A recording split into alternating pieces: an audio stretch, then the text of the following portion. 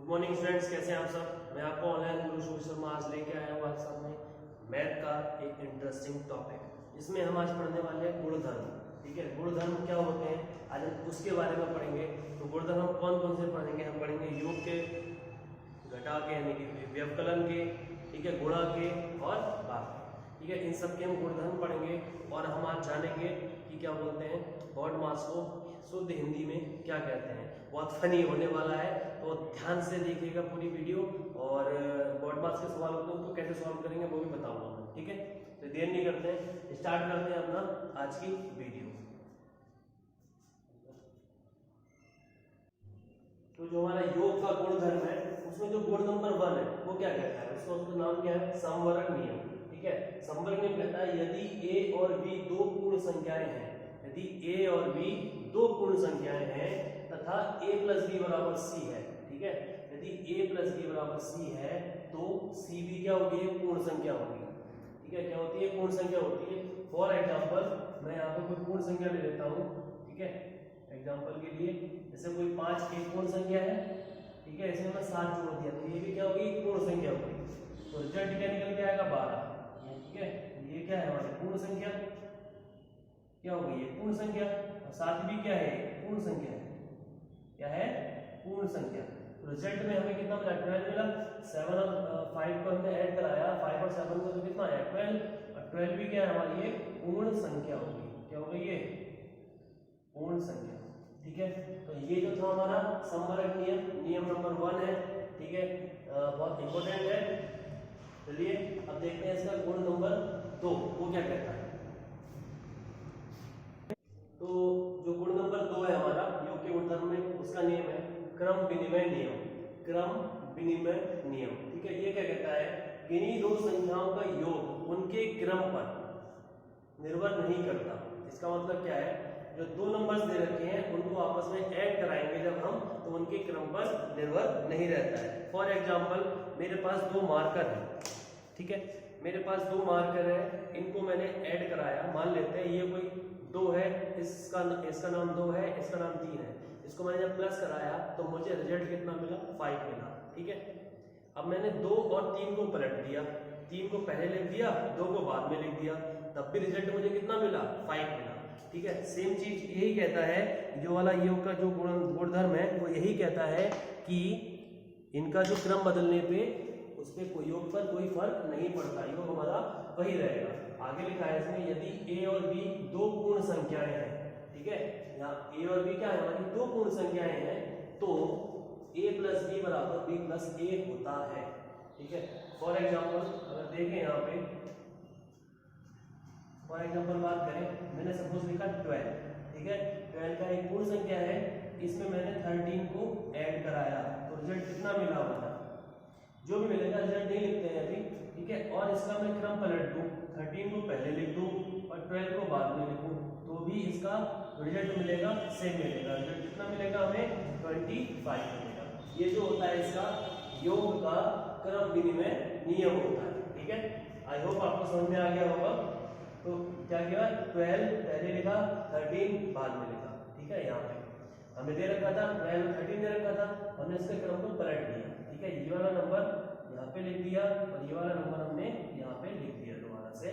तो ये क्या हो गया, योग का क्रम विनिमय नियम। ठीक है, अब हम बात करते हैं नेक्स्ट नियम की। ठीक है, चलिए, तो जो गुण नंबर 3 है हमारा वो क्या कहता है, उसका नाम है सहसंयोजन का नियम। सहसंयोजन का नियम मतलब यदि a b c तीन पूर्ण संख्याएं हैं, तो यदि हमारे पास 3 नंबर्स दे रखे हैं उनको ऐड करा रहा है तो उसमें क्या लॉजिक लगता है, आइए देखते हैं। तो a प्लस b यानी कि दो नंबर्स हमारे सपोज कोई भी है वो ब्रैकेट के अंदर बंद है। ठीक है, तो बाहर से कोई एक थर्ड नंबर भी दिया हुआ है, तो इन तीनों का जो सम कराने पर जो वैल्यू मिलेगी वो हमारा, अगर हम ब्रैकेट होती है b और c पे लगा दें तो उसके योग पर कोई फर्क नहीं पड़ता है, तो योग भी हमारा सेम ही रहेगा। ठीक है, फॉर एग्जांपल बात करें 12 प्लस 13। ठीक है, हमारा लिखा था 12 प्लस 13, एक ब्रैकेट में दे रखा है, फिर लिखा 22। ठीक है, इक्वल के दूसरी तरफ दे रखा है हमें 12 को अकेला छोड़ दिया है, 13 और 22 यानी कि 13 और 22 को दोबारा से कोष्टक में यानी कि ब्रैकेट में लिख दिया है, तो क्या होगा इनका योग। ठीक ठीक है, आइए देखते हैं, इनको ऐड कराया तीनों को तो कितना मिला हमारा 47, ठीक है। वही जो 47 है वो इनको भी ऐड कराने पे मिलेगा, इसमें कोई दो राय नहीं है कि इसका अगर ब्रैकेट हमने यहाँ पे लगा दिया है और इसमें ब्रैकेट यहाँ पे लगी हुई है तो इसका क्रम चेंज नहीं होता है, ठीक है। हमारा वो क्या कहता है, तो गुण नंबर 4 है शून्य का योग प्रगुण, शून्य का योग प्रगुण, ठीक है। इसमें कहता है किसी पूर्ण संख्या में जीरो जोड़ने पर, किसी पूर्ण संख्या में जीरो जोड़ने पर प्राप्त संख्या वह संख्या स्वयं होती है, ठीक है। कोई भी नंबर है उसमें मैं जीरो ऐड कराऊंगा, ठीक है, तो हमें क्या मिलेगा, वही नंबर मिल जाएगा, ना कि हमें जीरो मिलेगा, ठीक है। तो कंफ्यूज नहीं होइएगा, ठीक है। इसकी आइडेंटिटी देख लेते हैं, ए में जीरो यानी कि ए सपोज कोई नंबर है उसमें जीरो ऐड कराया मैंने, और या फिर जीरो में कोई नंबर मैंने ऐड कराया, तो रिजल्ट वह संख्या स्वयं होती है जो उसमें ऐड कराई जा रही है या जोड़ जिसका कराया जा रहा है, ठीक है। फॉर एग्जांपल बात कर लेते हैं, जीरो में कोई संख्या हमने 3 ऐड कराई, ए की जगह पे हमने क्या ले लिया, कोई नंबर 3 ले लिया, ठीक है, इसको हमने ऐड करा रहे हैं इसमें, और कोई संख्या 3 ले ली हमने, इसमें हम 0 ऐड करा रहे हैं, तो रिजल्ट कितना मिलेगा, हमारा 3 ही मिलेगा, कोई दिक्कत नहीं होगी, समझ में आ गया होगा। चलिए नेक्स्ट नियम की बात करते हैं हम।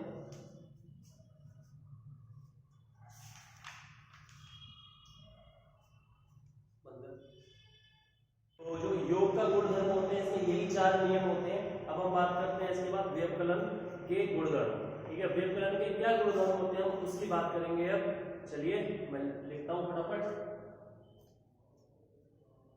तो जो व्यवकलन के गुणधर्म है वो क्या कहते हैं, उसमें अगर हम व्यवकलन के गुण नंबर 1 की बात करें तो व्यवकलन का संवर्ग नियम, अगर हम इसमें बात करें तो क्या होगा, यदि a और b दो पूर्ण संख्याएं हैं, ठीक है, इसमें भी सपोज हमने a और b कोई दो पूर्ण संख्याएं ले ली हैं, और क्या कह रहा है, a is greater than b, यानी जो a जो है वो b से बड़ी है, या a बराबर b, यानी कि a और b दोनों संख्याएं आपस में बराबर है, तो a माइनस बी एक पूर्ण संख्या होगी।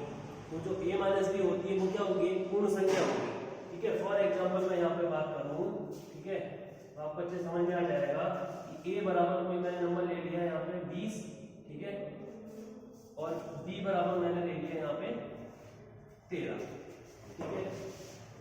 तो 20 में से 13 को माइनस कराने में मुझे मिला 7, ठीक है। तो ये भी एक पूर्ण संख्या थी, ये भी एक पूर्ण संख्या थी, रिजल्ट भी हमें क्या मिल गया, एक पूर्ण संख्या मिल गया। कोई दिक्कत नहीं होगी। उसके बाद कह रहा है a माइनस बी एक पूर्ण संख्या होगी, ये तो मैंने फर्स्ट केस के लिए बता दिया, ठीक है। इसके लिए आपने देख लिया कि यहाँ पे जो a है वो बड़ा है, b हमारा छोटा है। अगर इसके अपोजिट में आप देखते हो यहाँ पे कि a अगर 7 होता तो उसमें से 20 माइनस करा रहा होता, ठीक है, तो क्या इसका आंसर आता, जी हाँ आंसर तो आता है इसका, बट माइनस का 13 आता। तो माइनस का 13 कोई पूर्ण संख्या नहीं है, तो माइनस का 13 क्या है, एक इंटीजर है, ठीक है, क्या है, इंटीजर है, इंटीजर मतलब पूर्णांक है, ठीक है, इंटीजर आता हमारा, ना कि हमारा कोई एक पूर्ण संख्या आती, बट हमें बता क्या रहा है, पूर्ण संख्या फाइंड करनी थी, बट हमारा क्या आता, इंटीजर आता, अगर हम छोटे में से बड़े को सब्ट्रैक्ट कराते हैं। हमेशा व्यवकलन का यानी कि घटाव का जो नियम होता है वो सिंपल सी एक बात कहता है, जब भी आप माइनस कराओगे तो फर्स्ट नंबर बड़ा होना चाहिए, सेकंड नंबर छोटा होना चाहिए। यदि ऐसा है तभी माइनस हो पाएगा, अदरवाइज इस तरह की कंडीशन नहीं है तो आपको हमेशा इंटीजर्स ही मिलते रहेंगे, ठीक है। एक मिनट, तो जो उसके बाद जो हमारा नेक्स्ट था a बराबर b, अगर a बराबर b दे रखा है तो क्या होगा, ठीक है। सपोज हमारा a बराबर b, a बराबर कोई हमने 8 नंबर ले लिया, b भी हमारा कोई 8 नंबर हो गया, ठीक है। a बराबर b 8, b बराबर b 8, अगर इसको माइनस कराते हैं तो क्या मिलेगा 0, और 0 क्या होती है, एक पूर्ण संख्या होती है, क्या होती है, पूर्ण संख्या होती है। तो आपको ये क्लियर हो गया होगा यहाँ पे व्यवकलन के लिए जो संवर्ग नियम होता है वो किस तरह से काम करता है, ठीक है। अब नेक्स्ट नियम की बात करते हैं, नेक्स्ट नियम क्या होता है। तो व्यवकलन का हमारा जो दूसरा नियम है क्रम विनिमय नियम, हम उसकी बात करेंगे। तो उसमें क्या होता है, जो डेफिनेशन अगर बात करें इसमें, यदि a तथा b दो पूर्ण संख्याएं हैं, यदि a और b कोई भी दो पूर्ण संख्याएं हैं तो क्या होता है, और जो आपस में इक्वल नहीं करेंगे, ठीक ठीक है, तो जो आपस में क्या इक्वल नहीं रहेंगी, यानी कि a minus B, B minus A बराबर नहीं होता। ये मैंने क्या बोल दिया, अभी आपको एग्जांपल से पूरा क्लियर हो जाएगा कि मैंने क्या बोला है। आइए देखते हैं, ठीक है। एग्जांपल की बात करें, यहाँ पे कोई एग्जांपल मैंने लिख रखा है पहले से। 30 में से 18 को माइनस किया मैंने, ठीक है। 30 यानी कि 30 में से 18 को सब्ट्रैक्ट किया तो रिजल्ट मुझे मिला 12। ओके, 12 मिला। लेकिन अगर मैं 18 में से 30, क्योंकि क्रम विनिमय नियम में आपस में पलटा जाता है, बताया था मैंने, ठीक है। अगर उसमें बात करूंगा 18 में से 30 को माइनस कराऊंगा तो क्या होगा, माइनस का 12 मिलेगा। तो क्या ये संभव है? ये तो आपस में बराबर नहीं होगा। यहाँ पे तो 12 मिल रहा है और यहाँ पे माइनस 12 मिल रहा है, ठीक है। यहाँ पे तो कोई सपोज एक पूर्ण संख्या मिल रही है, बट यहाँ पे क्या मिल रहा है, हमें एक इंटीजर मिल रहा है। तो रिजल्ट हमारा आपस में वेरी नहीं करते, इक्वल्स नहीं होते हैं। तो यानी कि जो व्यवकलन के लिए क्रम विनिमय नियम भी सत्य नहीं होता है। इसी तरह जो पहला नियम था वो भी इसके लिए वेरी नहीं करता है, इसके लिए घटाव के लिए या व्यवकलन के लिए, ठीक है। तो लिख देता हूं यहाँ पे संभव नहीं है, ठीक है। याद रहेगा आपको, जब मैं लिख दूंगा यहाँ पे, क्योंकि वही बात जल्दी समझ में आती है। आइए अब बात करते हैं इसका नेक्स्ट नियम कौन सा है, उसके बारे में बात करेंगे, ठीक है। व्यवकलन, जो व्यवकलन है तो उसका जो सहसंयोजन नियम है वो क्या कहता है, सहसंयोजन का नियम कहता है यदि a, b तथा c तीन पूर्ण संख्या है, यदि a, b, c तीन पूर्ण संख्याएं हैं और c 0 नहीं है, 3 नंबर दे रखे हैं, उसमें से अगर a कोई सपोज कोई नंबर 1 है, b कोई नंबर 2 है और c अगर 0 नहीं है, तो a माइनस और ब्रैकेट के अंदर b माइनस c कभी भी ब्रैकेट चेंज कर दो, a minus b minus c के बराबर नहीं होगा, ठीक है, नॉट पॉसिबल। अगर एग्जांपल में बात कर लेता हूँ, यहाँ पर सपोज कोई नंबर लिखा है 26 माइनस 10, ठीक है। इसको मैंने इस तरह से लिख दिया, माइनस का 4 लिखा हुआ है और इक्वल्स में इस ब्रैकेट को हटा के 10 और 4 में ले जाके लगा दिया। तो देखोगे आप 26 में से 10 को माइनस करने पे 16 हो गया, माइनस का 4 हो गया, ठीक है। यहाँ पे सेम चीज करोगे, यहाँ पे तो 26 ही हो गया और 10 में से 4 को सब्ट्रैक्ट कर दिया तो कितना आ गया, 6 आ गया आपका, ठीक है। अब इन दोनों को आपस में सब्ट्रैक्ट किया और इन दोनों को आपस में सब्ट्रैक्ट किया तो क्या होगा, 16 में से 4 को जब घटाया हमने तो कितना आया, 12 आया। लेकिन वहीं पे हमने 26 में से 6 को घटाया तो वैल्यू हमें मिली 20। क्या ये आपस में वेरी करते हैं? बिल्कुल नहीं करते हैं, यानी कि आपस में कभी भी बराबर नहीं होगी।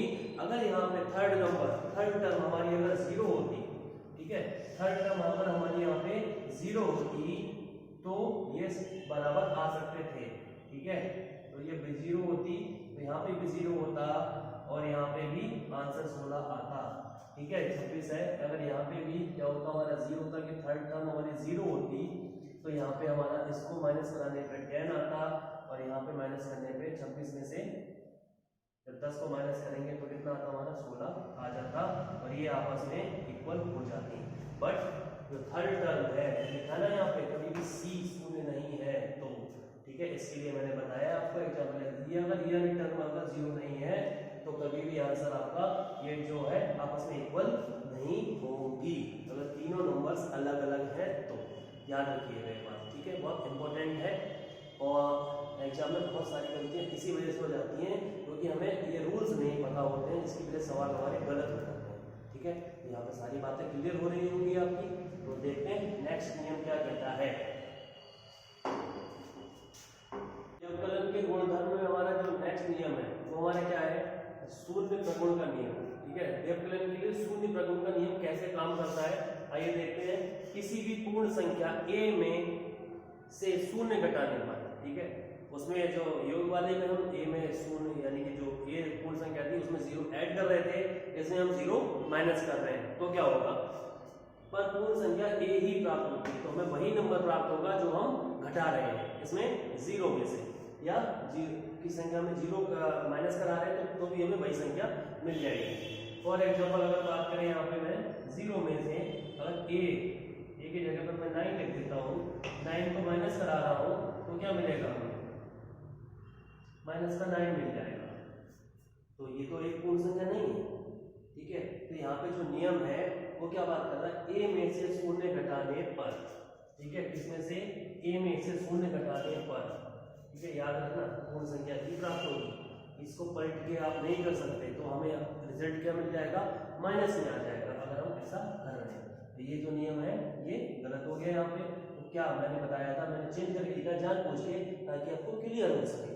अब हम अकॉर्डिंग टू क्वेश्चन बात करते हैं, जो हमारे स्टेटमेंट है उसके अकॉर्डिंग बात करें तो ए में से शून्य घटाने पर, ठीक है, ए हमारा सपोज कोई नंबर 9 हो गया, इसमें से हमने शून्य को माइनस किया, रिजल्ट कितना मिल गया, हमें 9 मिल जाता है। ठीक है, ये आपकी यहाँ पे बात क्लियर हो गई होगी।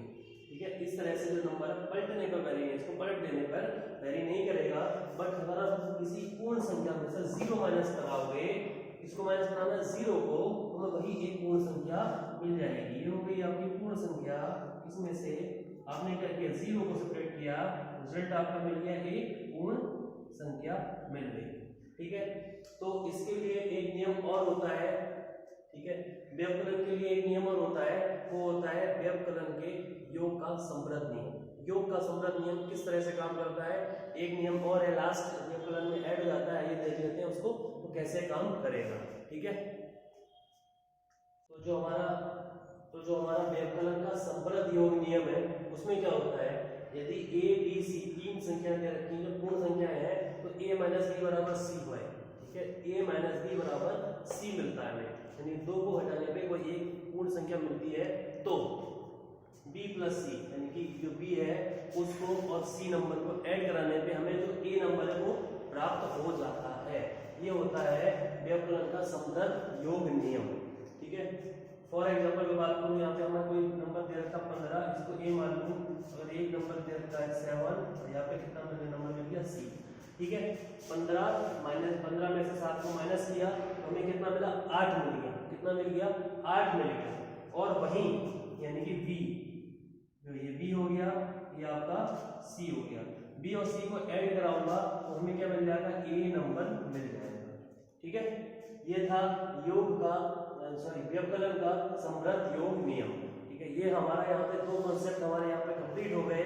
ठीक है, व्यवकलन का गुणधर्म भी कंप्लीट हो गया और इससे पहले हमने योग का जो गुणधर्म थे योग के लिए वो भी हमने कंप्लीट किए।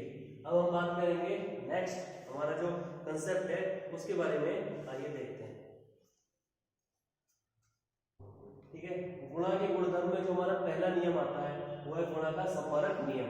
तो गुणा का संपारक नियम क्या कहता है, किन्हीं दो पूर्ण संख्याओं का गुणन भी एक पूर्ण संख्या होती है। कोई भी दो पूर्ण नंबर है, उनकी जब आपस में हम मल्टीप्लाई कराएंगे तो रिजल्ट हमें क्या मिलता है, एक पूर्ण संख्या मिलती है। आइए देखते हैं। ठीक है, फॉर एग्जांपल अगर मैं बात करूं यहाँ पे कि अगर हमारा एक कोई पूर्ण संख्या 5 है, इसकी गुणा में एक पूर्ण संख्या सपोज कोई 4 है, उससे करा देता हूँ, रिजल्ट हमें कितना मिल जाएगा, 20 मिल जाएगा। कितना मिल जाएगा, 20 मिल जाएगा। चलिए एक एग्जांपल और देख लेते हैं। कोई नंबर 3 है, इसकी मैं 4 से गुणा करा दूं तो रिजल्ट कितना मिल गया, हमें 12 मिल गया। ठीक है, तो ये भी क्या हो गई, पूर्ण संख्या हो गई। तो ये जो था हमारा गुणा का संवर्ग नियम। ठीक है, अब हम बात करते हैं नेक्स्ट नियम की, तो क्या है, तो जो गुणा का हमारा क्रम विनिमय नियम है वो क्या कहता है, दो संख्याओं का क्रम बदलकर गुणा करने पर उनका गुणनफल सदैव समान रहता है। ठीक है, कोई भी दो नंबर है उनकी आपस में मल्टीप्लाई करा रहा हूँ। ठीक है, जैसे 2 की 3 से करा रहा हूँ। ठीक है, 2 की मल्टीप्लाई मैंने 3 से कराई, रिजल्ट मुझे 6 मिला। अब मैं 3 की मल्टीप्लाई 2 से कराऊंगा तो भी रिजल्ट मुझे कितना मिलेगा, 6 ही मिलेगा। ठीक है, सेम चीज मैंने यहाँ समझाई है, आपको क्लियर हो जाएगा। a की मल्टीप्लाई मैं b से कराता हूँ, a कोई नंबर है उसकी मल्टीप्लाई मैं b नंबर से कराता हूँ, तो और b की मल्टीप्लाई a नंबर से कराता हूँ, तो दोनों आपस में बराबर होगा। ठीक है, फॉर एग्जांपल देख लेते हैं, 3 की 8 से मल्टीप्लाई कराने पे हमें मिलता है 24। ठीक है, कितना मिलता है, 24। तो 8 की 3 से कराएंगे तो भी तो 24 होगा। अभी तो जब हम मल्टीप्लाई कराते हैं या टेबल वगैरह की मल्टीप्लाई कराते हैं, जैसे सपोज हमने 3 4 जा हमारा कितना हो गया, 12 होता है। 4 3 जा भी कितना होगा, 12 होता है। ठीक है, इसी तरह से 15 की मल्टीप्लाई आप 12 से कराओगे तो कितना मिलेगा, वही मल्टीप्लाई 12 की 15 से कराओगे तो भी सेम रहेगी। ओके, ये हमारा क्या हो गया, 24 की 24 यहाँ पे आ गए। अब नेक्स्ट नियम की बात करते हैं। नेक्स्ट नियम हमारा क्या कहता है, जो गुणा का हमारा साचार्य नियम है वो क्या कहता है, किसी विशेष क्रम में 3 पूर्ण संख्याओं, किसी विशेष क्रम में 3 पूर्ण संख्याओं का गुणनफल संख्याओं का समूह परिवर्तित करने पर अथवा क्रम को परिवर्तित करने पर समान ही रहता है। ये किस तरह से काम करता है आइए देखते हैं। एक मैंने आपको आइडेंटिटी लिख दी है यहाँ पे, इसका बहुत अच्छे समझ जाओगे। कोई हमारे 3 नंबर्स हैं, पूर्ण संख्याएं a into B into C, 3 numbers हैं, ठीक है। उनको हम आपस में चेंज किए यहाँ पे a multiply b multiply c, ठीक है। यानी कि हमने यहाँ पे हमारे ब्रैकेट लगी थी फर्स्ट दो नंबर उन पर लगा दिए, सेकंड में लास्ट के दो सेकंड और थर्ड नंबर पे लगा दी, यहाँ पे फर्स्ट और सेकंड नंबर पे ब्रैकेट को लगा दिया गया है और सारे के सारे क्या है मल्टीप्लाई में दे रखा है। तो क्या होता है, ठीक है, इस आइडेंटिटी से एक एग्जांपल देख लेते हैं, पूरी बात क्लियर हो जाएगी आपकी, ठीक है। तो मल्टीप्लाई में एग्जांपल जो हमारा है, यानी कि a और b की जगह पे मैंने 2 और 3 ले लिया, कोई नंबर c की जगह पर 6 ले लिया, ठीक है। इसी क्रम को मैंने इस तरह से लगा के चेंज कर दिया है, तो क्या हो जाएगा, तो ये हो जाएगा आपका, जब 2 की मल्टीप्लाई 3 से कराई तो आपका 3 से कराई और यहाँ पे 6 आया आपका, ठीक है, 6 आया और यहाँ पे भी कराई, तो यहाँ पे कितना 2 3 जा 6 हो जाएगा, 6 की 6 में करा दो, ठीक है। यहाँ पे 2 हो गया, 3 की 6 से मल्टीप्लाई करो 18 हो गया और यहाँ पे कराओगे 2 3 जा 6 इंटू यहाँ पे भी 6 हो जाएगा, यहाँ पे 6 6 36 हो गया, यहाँ पे भी 36 हो गया और यहाँ पे भी 36 हो गया। तो यानी कि कहने का मतलब क्या है, a और b और c 3 हमारी पूर्ण संख्या दे रखी हैं, उनके आपको क्रम बदलने की भी जरूरत नहीं है, चाहे आप क्रम बदल दो चाहे ब्रैकेट को बदल दो, उस कंडीशन में क्या होगा, रिजल्ट हमारा सेम आएगा, ठीक है। तभी लिखा था किसी विशेष क्रम में, ठीक है, किसी विशेष क्रम में मींस इस तरह से, ठीक है। ये बात क्लियर हो गई होगी आपको। चलिए देखते हैं नेक्स्ट, इसका जो गुणा का नियम होता है वो क्या होता है। नेक्स्ट नियम हमारा एक का गुणन दशमलव नियम। ये क्या कहता है, किसी पूर्ण संख्या तथा एक का गुणन सदैव स्वयं पूर्ण संख्या होती है, अतः इसलिए क्या कहते हैं, इसे गुणन का तत्समक कहलाता है। जो एक होता है वो गुणन का तत्समक कहलाता है। तो इसमें सपोज कोई नंबर हमारा है, ठीक है, उसके अकॉर्डिंग देखें, किसी पूर्ण संख्या में a में अगर मैं 1 से मल्टीप्लाई कराऊंगा तो रिजल्ट हमें क्या मिलेगा, वही एक पूर्ण संख्या मिल जाती है, ओके। फॉर एग्जांपल मैं बात कर लेता हूँ, यहाँ पे कोई सपोज 9 है, उसमें मैं 1 से मल्टीप्लाई कराऊंगा, रिजल्ट कितना मिल गया, हमें 9 मिल गया। तो वही कहने का मतलब है, अगर हम 9 अगर कोई पूर्ण संख्या है, किसी पूर्ण संख्या में 1 से 1 गुणा कराते हैं तो हमें वही पूर्ण संख्या मिल जाती है।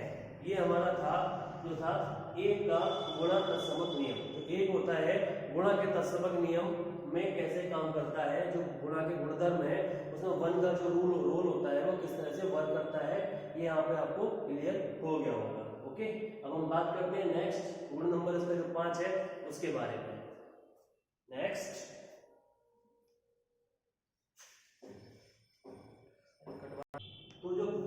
तो जो गुणा का शून्य नियम होता है वो क्या कहता है, तो सिंपल सी चीज है, कोई भी हम पूर्ण संख्या दे रखी है उसमें अगर 0 से मल्टीप्लाई कराएंगे रिजल्ट क्या होगा, हमारा 0 हो जाता है। क्या हो जाता है, 0 हो जाता है।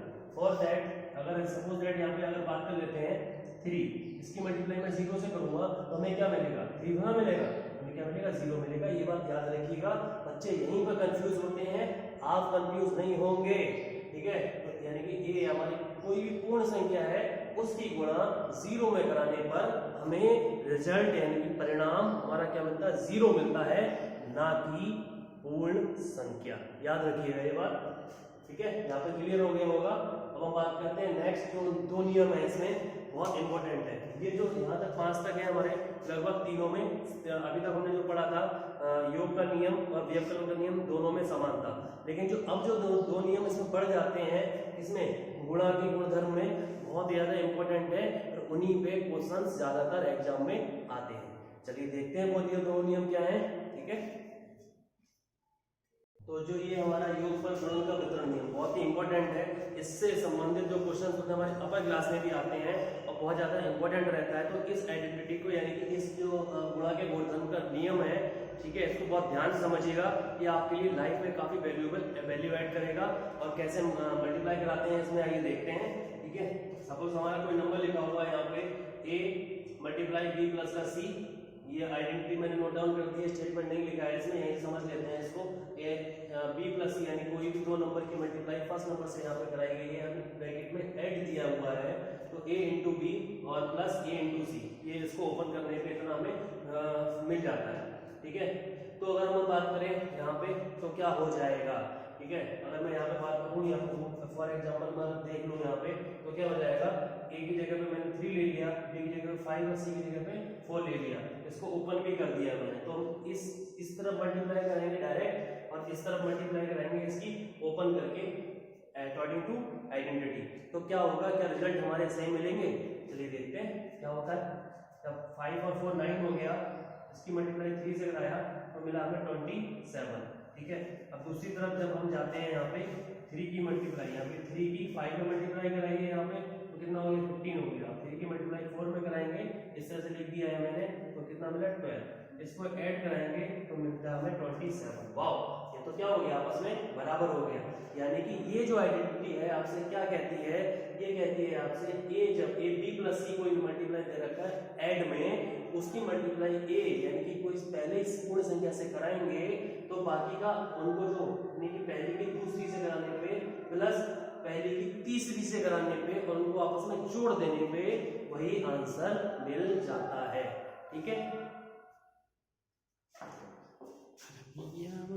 ये जो गुणा के गुणधर्म में हमारा लास्ट गुण है बेअवकलन यानी घटाकर गुणन का वितरण नियम। अभी हमने इससे पहले योग पर किया था, अब हम करेंगे किस पे, घटा पे यानी कि माइनस पे। कैसे काम करता है ये, उसमें हमारा प्लस था, यहाँ पे माइनस हो गया और सेम चीज रहेगी, यहाँ पे क्या आ जाएगा माइनस आ जाएगा। तो ए की मल्टीप्लाई बी से करा देते हैं और ए की मल्टीप्लाई सी से करा देते हैं और बी जो साइन होता है वो यहाँ पे आ जाता है, ठीक है। इसको एक एग्जाम्पल से देख लेते हैं कि कैसे होगा। तो ए की जगह पे कोई नंबर मैंने सपोज ले लिया, यहाँ पे 8 ले लिया, ठीक है। उसकी मल्टीप्लाई करा रहे हैं, यहाँ पे ले लिया मैंने 7 माइनस का यहाँ पे ले लिया 4, ठीक है। इक्वल्स टू 7 की 8 से मल्टीप्लाई करा दीजिए, 7 की मल्टीप्लाई 8 यानी 8 इंटू 7 करा दीजिए, माइनस का 8 की मल्टीप्लाई 4 से करा दीजिए, ठीक है। तो कितना आ जाएगा, 7 में से 4 को माइनस किया कितना हो गया हमारा 3 हो गया। 3 की 8 से मल्टीप्लाई कराने पे हमें कितना मिल गया 24 मिल जाएगा, ठीक। अब यहाँ पे देखते हैं 7 8 से कितना हो गया 56 हो गया, माइनस कराएंगे इसका 32, 8 4 से 32 होता है, जब माइनस कराएंगे तो कितना मिलेगा, तो 6 में से 2 को माइनस कराओ कितना हो गया 4, 5 में से 3 को माइनस कराओ मिल गया हमें 2। यानी कि जो इस तरह से हमारे सॉल्व करने में भी हमारी LHS इक्वल टू RHS हो जाती है। तो ये जो नियम होता है वो घटा पर भी वैरी करता है। तो ये जो दो नियम थे बहुत ही ज़्यादा इंपॉर्टेंट है, इसको बार बार देखिए और समझने की कोशिश करिए, ये आपके लिए बहुत ज़्यादा वैल्यू ऐड कराएंगे, ठीक है। अब हम बात करते हैं इसके बाद भाग के जो नियम है गुणधर्म वो क्या होते हैं, ठीक है। स्टार्ट करते हैं अपनी भाग के गुणधर्म में नंबर 1 में कौन सा नियम आता है, आइए देखते हैं। पहला जो भाग का गुणधर्म है उसमें जो पहला नियम आता है वो भाग का संवर्ग नियम। भाग के संवर्ग नियम का मतलब क्या है, अगर हम किसी भी दो पूर्ण संख्याओं की आपस में भाग करा रहे हैं तो हमें पूर्ण संख्या मिले ये जरूरी नहीं है, ये कदापि जरूरी नहीं है। जरूरी क्यों नहीं है, आइए एग्जांपल देख लेते हैं कि कैसे जरूरी नहीं है। सपोज हमारा कोई नंबर दे रखा है, फर्स्ट एग्जांपल बात करते हैं, यहाँ पे 2 की भाग मैंने 3 से कराई, ठीक है। 2 की भाग मैंने 3 से कराई तो क्या मिला हमें 2/3 मिल गया यहाँ पे। अब यानी कि इसको भाग कराऊंगा तो रिजल्ट हमारा पॉइंट में आ जाएगा, इसमें आ जाएगा पॉइंट में आएगा। तो ये जो होगी पूर्ण संख्या थोड़ा होगी, ठीक है। सेम एज इट इज अगर मैं बात करूं यहाँ पे, अगर 2 की भाग मैंने 2 से कराई, उसी संख्या से कराई, रिजल्ट कितना मिल गया हमें 1 मिल गया, बट ये तो हमारी पूर्ण संख्या हो रही है, ठीक है। तो कहीं पे हमें वेरी करेगी ये टर्म, कहीं पे ये वाला नियम होता है वेरी नहीं करता है कि हमेशा पूर्ण संख्या मिले, ये जरूरी नहीं है, ठीक है। ये जो हमारा था भाग का संवर्ग नियम है, इसमें हमेशा संवर्ग नियम में जब भी कोई भी हम भाग कराएंगे पूर्ण संख्या की पूर्ण संख्या से तो हमेशा पूर्ण संख्या मिलना जरूरी नहीं है, पूर्ण संख्या मिलना जरूरी नहीं है, याद रखिएगा, ठीक है। अब बात करते हैं इसकी दूसरे नियम की। दूसरा नियम क्या कहता है, तो जो हमारा भाग के गुणधर्म में गुण नंबर 2 है वो 1 से भाग करने पर, और इसी में हम बात कर लेंगे गुण नंबर 3 की, समान संख्या से भाग देना। तो पहले हम बात करते हैं 1 से भाग करने पर क्या होता है, ठीक है। कोई हमारा पूर्णांक दे रखा है सपोज a, उसमें हम 1 से भाग करेंगे तो रिजल्ट क्या मिलेगा हमें, वही एक पूर्ण संख्या मिल जाएगी। क्या मिल जाएगी, वही एक पूर्ण संख्या, ठीक है। तो फॉर एग्जाम्पल मैं यहाँ पे अगर बात करूँ तो हमें 5 है कोई पूर्णांक, उसमें मैं 1 से भाग करा रहा हूँ तो क्या मिलेगा हमें 5 मिल जाएगा। क्या मिल जाएगा? 5, यानी वही पूर्ण संख्या मिल गई हमें। सिंपल सी चीज है, कितनी आसान बात है, समझ में नहीं आ रही है क्या आपको? ठीक है, तो a में हमने 1 से भाग कराई तो क्या मिला हमें? a मिल गया। ठीक है, तो यानी a भी ले गया, तो हमने 5 कोई नंबर पूर्ण संख्या ले ली, उस पूर्ण संख्या में हमने 1 से भाग करा दिया तो क्या होगा हमारा? 5 आ गया। सिंपल सी चीज है। चलिए तो दूसरे नियम की बात कर लेते हैं। इसमें गुण नंबर 3 हमारा क्या कहता है? समान संख्या से भाग देना। समान संख्या मतलब एक जैसी संख्या, यानी किसी भी एक जैसी संख्याओं को आपस में भाग देने पर क्या होगा? भाग देने पर हमेशा भागफल 1 बनेगा। ठीक है, भागफल कितना आएगा? हमेशा भागफल 1 आएगा। कितना आएगा? 1 आएगा। ठीक है, याद रखिएगा, हमेशा भागफल 1 आएगा। फॉर एग्जाम्पल मैं बता देता हूँ आपको, जैसे कोई 7 है, कोई संख्या उसकी 7 से भाग कराएंगे तो हमारे कितना आ जाएगा? 1 आ जाएगा। कैसे आ जाएगा? 7/7 हो गया, बाहर का मतलब 7 से 7 को कट कर दिए, रिजल्ट कितना आ गया आपका? 1 आ गया। ठीक है, तो ये जो था यहाँ पे हमारा कंप्लीट हो जाता है। इसका गुण नंबर 2 और गुण नंबर 3 आसानी से यहाँ पे फिनिश हो जाता है। ठीक है, अब हम बात करते हैं नेक्स्ट जो हमारे गुणधर्म है उनकी। तो जो हमारा गुण नंबर 3 है, गुण नंबर 4 है, इसकी बात कर लेते हैं। ठीक है, गुण नंबर 3 में 0 में किसी संख्या से भाग करने पर क्या होता है? सपोज कोई नंबर हमारा 0 दे रखा है, उसमें किसी संख्या से भाग करोगे तो क्या आएगा? तो आपका रिजल्ट 0 आएगा। याद रखना, 0 जो है उससे किसी भी नंबर में चाहे मल्टीप्लाई कराओ चाहे डिवाइड कराओ, रिजल्ट आपका 0 आता है। ठीक है, ये बात याद रखिएगा। 0 में हम किसी पूर्ण संख्या से जब भाग कराएंगे रिजल्ट हमारा क्या हो जाएगा? 0 हो जाएगा। एक एग्जांपल भी देख लेते हैं। 0 में भाग कराया सपोज हमने 2 से, तो कितना मिला हमें? 0 मिल गया। ठीक है, ये तो था हमारा 0 में किसी संख्या से भाग देने पर क्या होता है। ये अब 0 से भाग देने पर क्या होता है, ये बहुत कम बुक्स में डिफाइन होता है। चलिए मैं बता देता हूँ आपको क्या होता है इसे।